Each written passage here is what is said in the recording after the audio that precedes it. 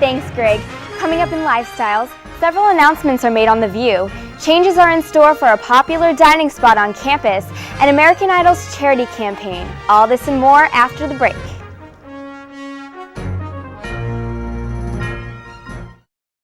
Rosie O'Donnell announced it will be her last. However, O'Donnell won't be gone for good. She assured fans that she will be back next season as a frequent guest co-host, and she will also produce a series of one-hour specials for the show. Pilates clients have nothing but positive feedback about this unique form of exercise. I've always had such injuries, and Pilates helps those injuries. My flexibility is a lot better ever since I've done it. My performance at the field or whatever I'm doing in sport, my weights, everything just has improved. It's an amazing experience for the entire body. Joseph Pilates once said that if everyone did his exercises, they would be happier. Why not give it a try? For UMTV, I'm Rachel Chase. Traditionally, the Panhellenic Building's hallways are swarmed with hundreds of girls going through sorority recruitment at the beginning of each fall semester. Although most of the Panhellenic community is unaware, the university is switching to spring recruitment beginning in 2009. Dean Singleton, the Assistant Dean of Students, explains why sorority recruitment is being revamped. Many institutions are using the fall term to do a marketing plan in order to constantly promote Greek life on campus, and instead of students making a decision within the first 2 to 3 weeks of their enrollment. After revealing this news to several sorority women after a Panhellenic Association meeting, there were mixed reactions. Some think this change will be a positive step for the Panhellenic community. It gives students on the campus a chance to react to the Greek environment before jumping into it.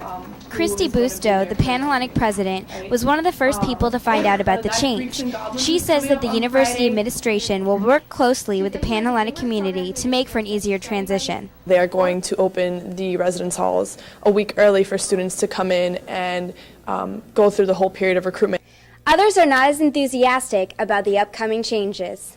I think it's a bad idea because by the time you get to the spring, you're kind of in a routine, and a lot of students, a lot of females, I feel, would not make the transition into a sorority. I feel that Greek life as a whole will definitely suffer from this.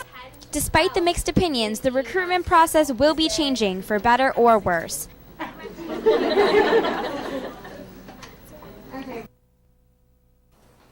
The world-renowned Auschwitz album exhibit is on display at the University of Miami's College of Arts and Sciences Gallery.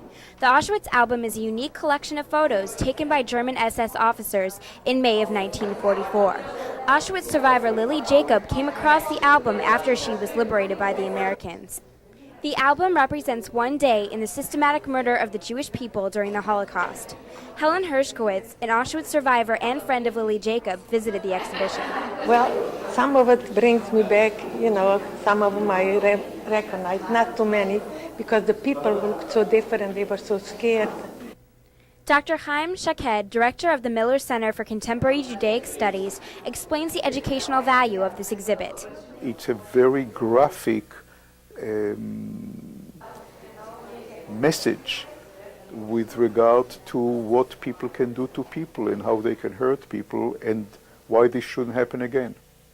In conjunction with the exhibition, several events and speakers are being presented here at the Miller Center for Contemporary Judaic Studies.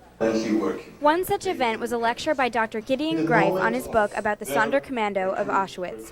This group of Jewish prisoners was forced by the Nazis to facilitate the mass extermination. Dr. Greif interviewed all Sonderkommando survivors living in the country. These particular survivors are the only ones who can describe the last moments of the Jews as they were being led into the gas chambers.